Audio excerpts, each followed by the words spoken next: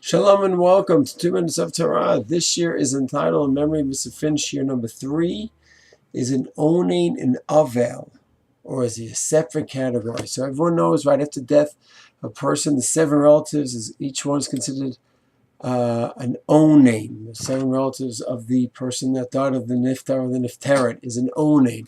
Is an Onain a separate category, or is it really an Avail? So there's actually a machloket. What exactly is the status of an Onain?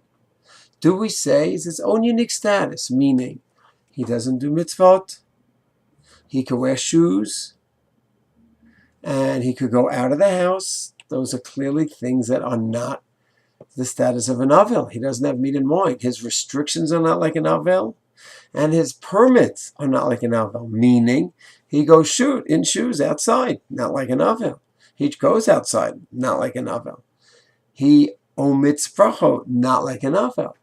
So the Rishonim that say, you're right. The first category after death is aninut. It's one category. And then there's a new category. After burial, he becomes an Avail.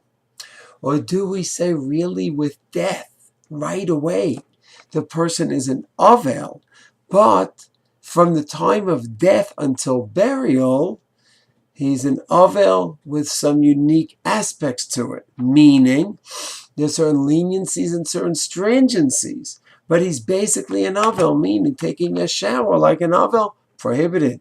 Or anointing yourself with oil, prohibited. Learning Torah, prohibited. Marital relations, prohibited, because he's an Avail. So he's going to have all the restrictions that an Avail will have.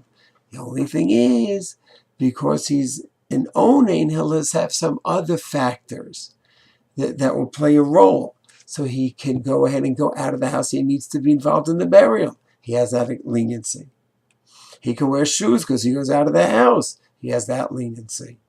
He's so focused on the burial that covered for the mate demands no brachot. So he has that stringency, if you want to call it stringency, leniency, whatever you want to call it. He cannot make brachot. That's a separate aspect of Anina.